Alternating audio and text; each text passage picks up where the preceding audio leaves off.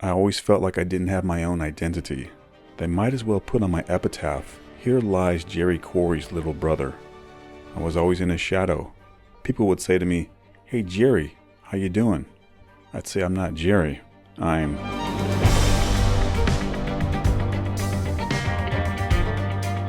Looking back, I wouldn't have been a professional fighter.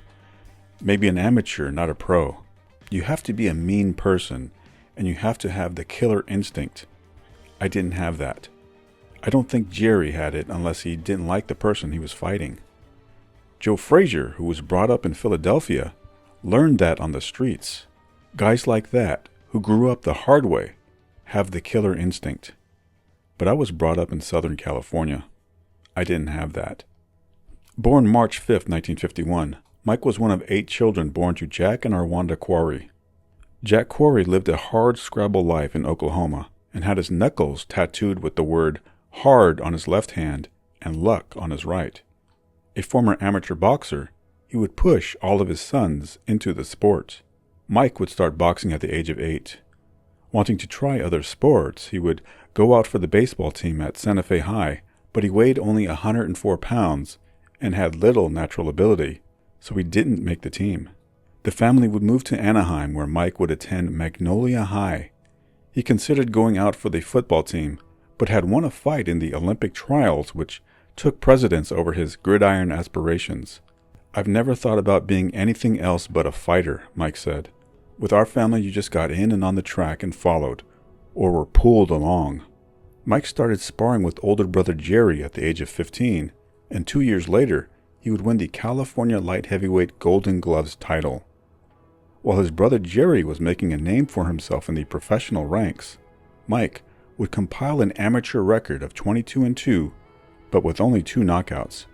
He would turn pro only a month removed from his high school graduation. Initially, he was billed as Irish Mike Quarry, entering the ring with Teddy Bentham and brother Jerry in his corner. Mike would earn $500 for his debut at the Forum in Inglewood, a contrast to his older brother Jerry, who earned only $185 for his debut. "He's got fast hands," Jerry said of his brother. "He can rattle off 6 or 8 punches just like that. And you know what else he's got? The Quarry chin." While Mike would have a head start in marquee value because of his brother's name, he felt the added burden of being known as Jerry's little brother. Mike believed that whenever he won a close fight, the crowd would think he was awarded the decision because of his brother. As Mike progressed in his career, the more intense the sparring sessions were between the 2 brothers. Father Jack instructed Jerry to not hold back on Mike, believing that the sessions would toughen Mike for his future battles in the ring. Jerry obliged, often beating his younger brother, who was 30 pounds lighter, to the point of unconsciousness. "Their workouts were horrible to watch," promoter Don Chargan said. "I could hardly keep looking." But Mike would go in there day after day. The hardest punches Mike ever took, except from Bob Foster in their title fight, were from Jerry, publicist Bill Kaplan said. "It's hard to imagine one brother hitting another like that. I'd ask Jerry, 'How can you do that to your brother?' And he'd say, 'He's in there with me, isn't he? Hey, this is boxing. I've got to get ready for a fight.'" Mike would be managed by Pete Ashlock, a Texas cowboy who earned his fortune in the construction business. Mike would eventually go to live on Ashlock's 185-acre estate in Orlando, Florida, and the two had a father-and-son style relationship.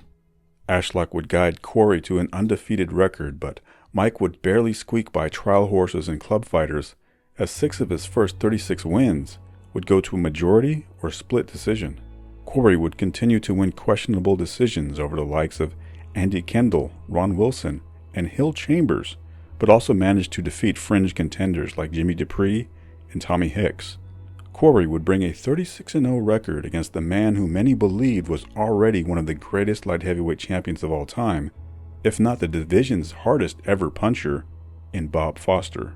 Quarry would receive the highest payday of his career, $40,000.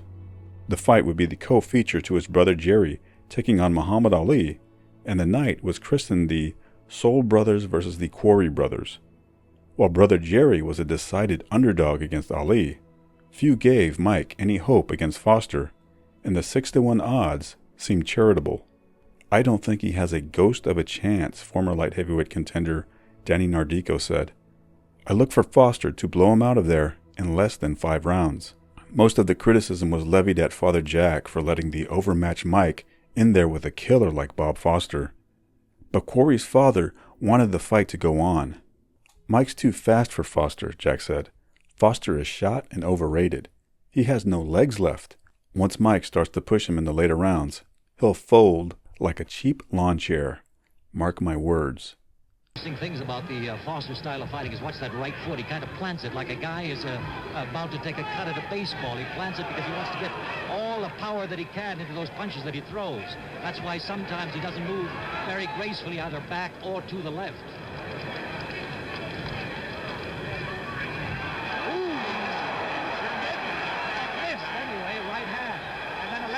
Quarry's got his hands down at his side.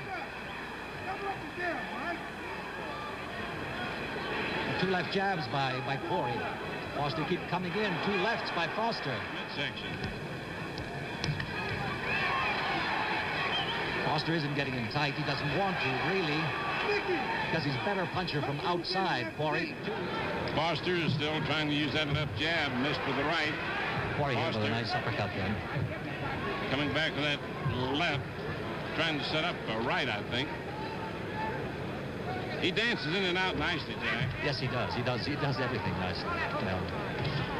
That's a nice left jab. That left jab. It's tough to get away from, and there's a nice uppercut to the body. And Foster missed with one, but that left jab is the thing, like a snake coming out there all the time.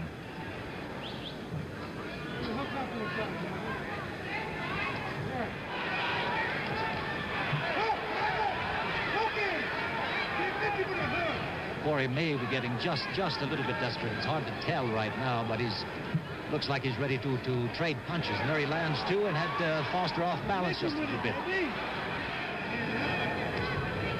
These guys are both in perfect condition, Mel, but taking that kind of punishment, after a little while, condition can wear off too. There's a good right uppercut by Quarry, and one by Foster. A left hook by Quarry, another left hook by Quarry, and a third. By Quarry, and then Foster came right back. Yes.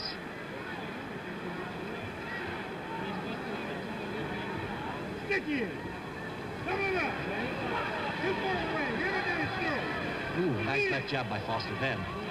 Foster is dancing in and out. Now he's trying to corner him. And then Quarry dances away. There's a good right cross by Foster. Left hook into the midsection by Quarry. That right hand hit on the chin and it hurt. And there's one that just barely missed. Another big right by Foster. A left by Quarry and a left by Foster. That hurt too. Another left by Foster that hurt. Quarry seems to be tiring a little bit. I think so, Mel. He's beginning to breathe a lot through his mouth. The mouth is wide open while he's breathing now. Foster is getting to him with that left and then setting up the right. He's throwing some good left punches. But Mel, one thing Quarry is doing, he continues to move and he doesn't give him a chance to set up with those big punches. He isn't doing it right now, which could be dangerous. He sure got out of that corner in a hurry. He dances away from a good right. There was a good right by Foster in the midsection. Getting in close.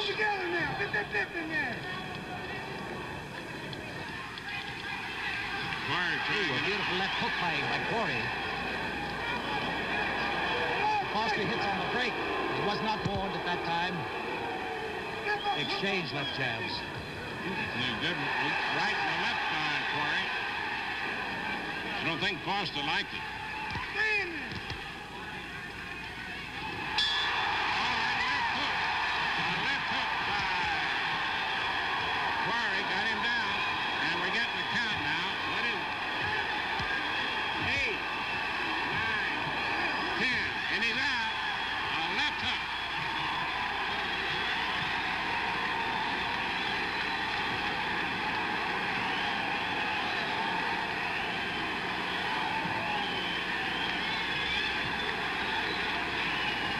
Tell he was getting tired, Jack, and he set him up and really got him left. Yes, he began to move a little less than he had been.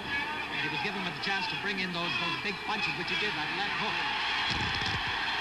I think Foster is very concerned about Quarry right now. He really was hit, and he is out, and he's still out.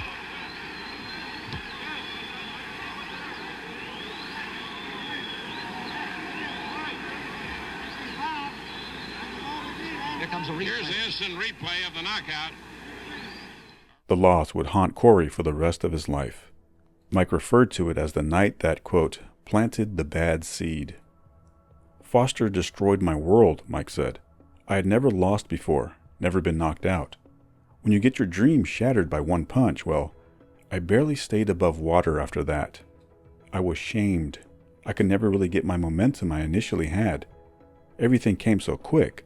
I was a free-flying spirit, but I had no foundation. I took everything for granted because I had won and was Mike Quarry. Quarry was taunted by spectators on the way back to his dressing room, and a brawl ensued with Mike, his sister, and brother-in-law fighting with some unruly fans. Later, he would go into a bar, and a patron would taunt him about the knockout. Adults can be worse than kids when it comes to being cruel, Mike said. The defeat didn't bother me, but in my social life, it bothered me. That fight made me more aware of how people are when you're winning and when you're losing. 6 months later, Mike would return against a presumed soft touch in Frank Evans, who came into the ring with 13 wins against 17 losses. But Quarry would struggle with the journeyman and ran from the ring as the scores were being announced. He was found crying hysterically in the locker room. I quit, he said, sobbing, stating that the judges and promoters, quote, did a job on me. Evans told reporters afterward that Quarry was simply out of shape. I kind of had a death wish, Quarry said. Looking back, I know I should have quit after that Foster fight. That's when my heart went out of boxing. Mike's problems would mount. He would blow his money and change trainers, now managed by Gil Clancy. Quarry would win a decision over Ray Windmill White and take the California light heavyweight title in January of 1973, but then he would get a disputed draw against Hal Carroll in a tough fight. A little over 2 weeks later, Clancy would have Quarry back in the ring in Denmark, where he would lose a decision to contender Tom Boggs, suffering a cut over one of his eyes in the process. Only 2 months after that, Clancy would send Quarry back into battle, this time against veteran Billy Wagner in the televised contest. California at 173. Quarry cut over the left eye in the 4th round. There have been no knockdowns. But if you've been with us for 6, you know that there's been plenty of action. Right hand lead by Quarry. Left hand.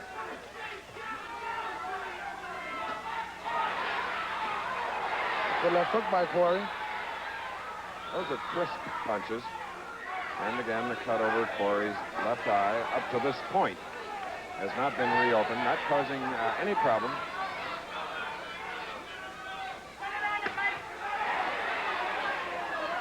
So following this round, in round number 8.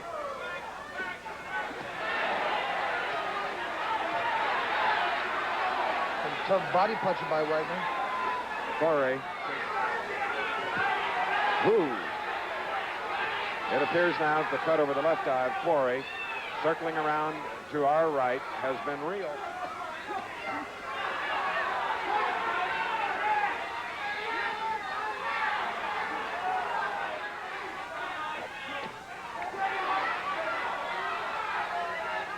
Less than a minute, round 9. Nice shot, 1-2 by Quarry. A little bit more now because this is the 10th round and it has been action all the way. It's been a rough, tough fight. A lot of wear and tear in this fight. These boys been going from the first bell and moving around, throwing a lot of punches.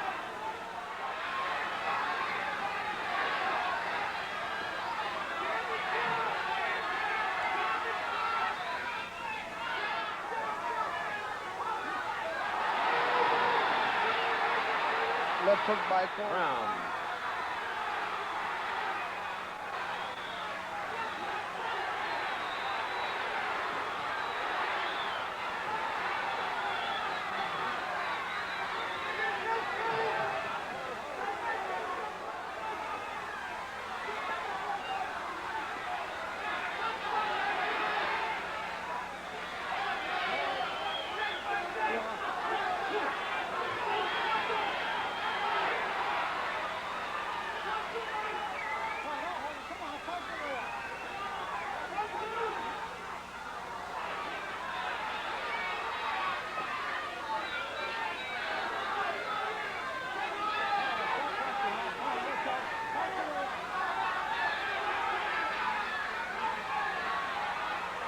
coming up to the 15-second mark of this bout.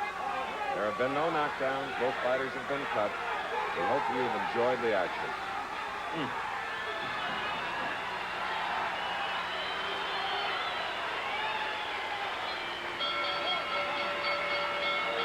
So there it is, the first meeting between light heavyweights Mike Quarry on the left. Johnny Condon has the decision. Here it is. A decision, a draw. So there you have it. It is a 12-round draw. George Chuvalo. Hey, Mike, come here, Mike. You're disappointed. Turn around to the camera, Mike. You're bitterly disappointed. Gil Clancy, Mike, take it easy. It was a tremendous fight as we watched it from ringside. What about the cut? You got him, you'll admit it. Well, we're sorry, Mike, that you take the draw that way. Less than 3 months later, Clancy placed Quarry in against Andy Kindle, where he would lose a decision, and 5 weeks later, he would send Quarry to England to face top contender Chris Finnegan. Quarry was confused by Finnegan's southpaw style and was floored 3 times, being shut out over the 10-round distance. After this grueling fight schedule, Quarry would ask Gil Clancy if he were trying to kill him. He would split from the manager-trainer and finally get on the winning side of the ledger against Gary Summerhays, Pedro Soto, Bobby Rascon, and Jose Roman before taking on the up-and-coming Yaqui Lopez in May of 1975. Quarry was almost stopped in the second round, but he survived the distance in another bitter decision loss. In July of 1975, he would lose a close decision to Pedro Soto in a return match, claiming that Soto's gloves weren't padded and that he felt his knuckles with every punch. Quarry would now train in Florida and go back to living on Ashlock's ranch. Now trained by Dominic Polo, he would go up against rising contender Mike Rossman. Coming in as a 6-5 underdog, Quarry would pull the upset, outscoring Rossman by a wide margin. But Quarry would be inactive for 9 months after that. The reasons for his layoff were personal, stemming from marital problems with his wife Tisha. Quarry began to change and show what some call to be a split personality. Mike's a couple of people, matchmaker Bruce Trampler said. He can be the most charming, sweetest guy, and you can get close to him. Other times he gets paranoid and distrusts everyone. Quarry would continue on, having 5 fights in the last 6 months of 1976, losing only to Rossman by disputed decision in a rematch. Still struggling mentally, Quarry would contemplate suicide and come close to having a nervous breakdown. "I was just struggling with myself," Quarry said. "Throughout my career, I was like a gypsy. My marriage hurt me. A lot of people go through the same thing, and I've been trying to find myself, what I want. In my heart, I'm a fighter. But I've been so engulfed by it my whole life, it smothered me." Quarry would attend self-image seminars and read books on philosophy and religion. He would talk about positive thinking, comfort zones, conscious records, and self-talk. Trainer Dominic Polo said, quote, "It seemed that Mike was always searching for the universal answer to all of his problems. He'd read all these books on philosophy and religion. Reality was just a bitter pill for him. He hated to face it. He was always turning to something to solve problems he could only answer, but wouldn't." In May of 1977, Quarry would face his rival Rossman for the 3rd time and discover he had very few answers to the problems he would face in the ring. Step back.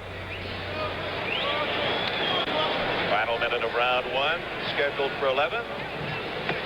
Quarry and Rossman feeling each other out, facing themselves here in the first 3 minutes. Ring savvy the first 2 meetings with Rossman, but with Rossman gaining more and more experience, although he's much younger, that may be a lost advantage for Quarry tonight. Talking with young Mike Quarry, and he said he feels one of his strengths. Oh, he's picking up a bruise under that right eye, a mouse developing under the right eye of Quarry, so he caught a left hand somewhere along the line in that first round.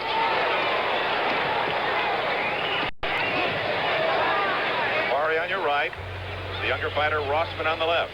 Eye and the residue of an operation. Unusual for a boxer like Quarry to get hit with so many right hands at that spot.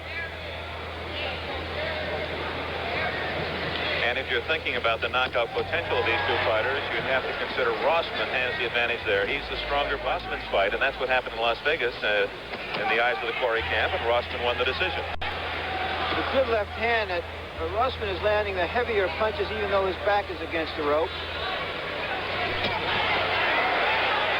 Good combination by Quarry. Quarry showing no respect for Rossman's power. That could be a mistake.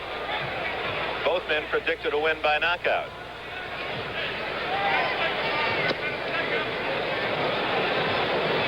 All right, fight.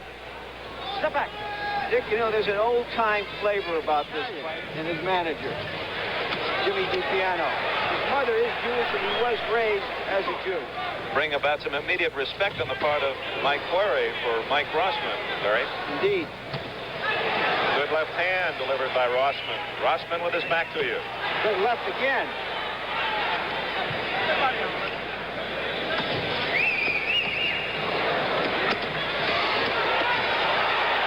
And a good countering combination by Mike Quarry.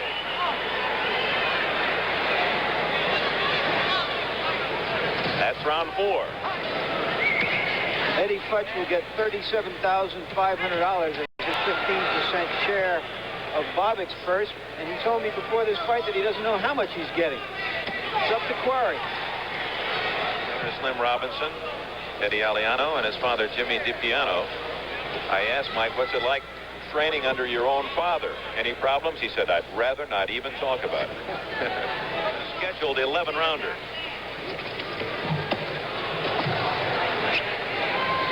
Should be a tough round to judge. Round to Rossman. One judge gave that round to Quarry. Rossman has a slight edge at this point in the fight. That punch straightening the head of Quarry as Rossman opens up here. Two good body shots. Look like the most damaging body shots of the fight.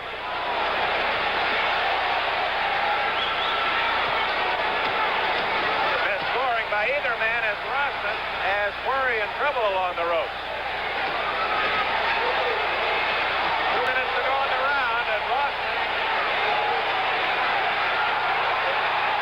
has the crowd on his feet for the first time.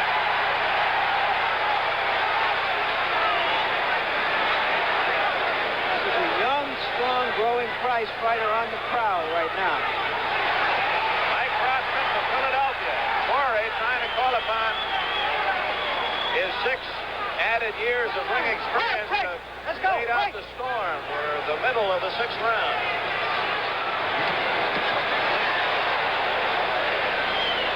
Quarry landed with that right hand, catching Rossman coming in, but it didn't phase the younger Rossman. Quarry is cut. I can't see at this point exactly where the cut is, but the blood is starting to stain his chest.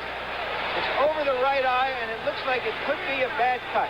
It's in the brow, over the right eye of Mike Quarry. Less than a minute to go in round 6.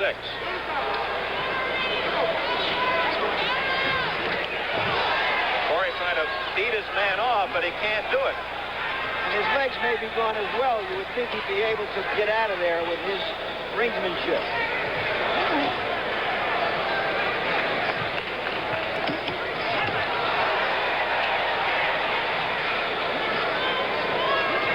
Showing no effect from Quarry's punches, and Quarry unable to extricate himself from the ropes. Maybe he doesn't want to get away. He's going to conserve whatever energy he has.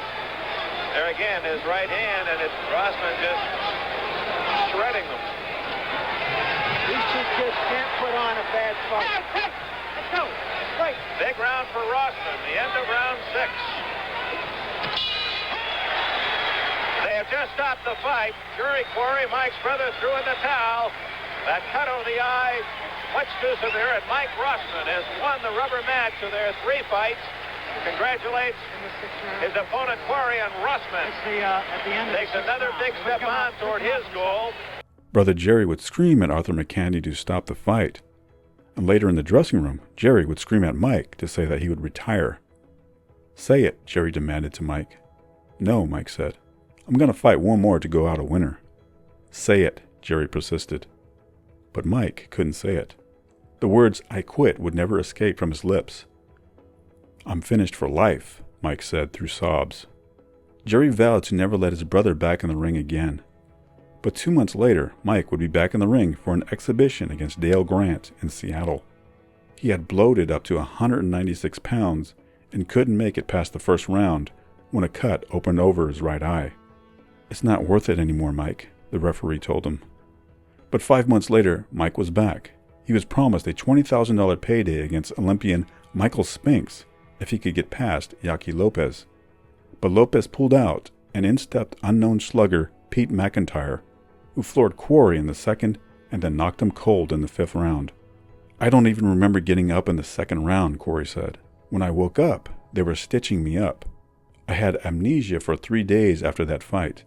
I'd come out of my apartment and wouldn't know if I had parked my car in the front or the back." Quarry would retire then unretire. He would find work as a youth counselor, teaching youngsters how to box. He joined a Nazarene church and read the Bible daily. "Each day I get stronger spiritually," Quarry said. "I think I know who I am now." In July of 1978, Quarry would be stopped by Tommy Evans, getting knocked down in the 6th before being saved by the referee in the 8th round. He retired, and his marriage with Tisha would come to an end that same year. Now without boxing and his marriage, he was at a loss as to what to do. "It felt as if I was in a state of suspended animation," Quarry said.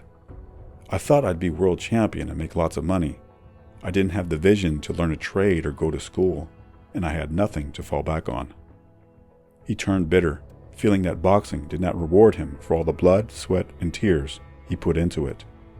Mike, along with his brother Jerry, turned to alcohol and drugs. "I did cocaine every day, and when I didn't get it, I wasn't happy," Mike said. "I blew a lot of money and hurt a lot of people. I went through a real downer like Skid Row. It was hell on earth. I just lived to get high, and I thought I wanted to be dead. That lasted for a few years, off and on."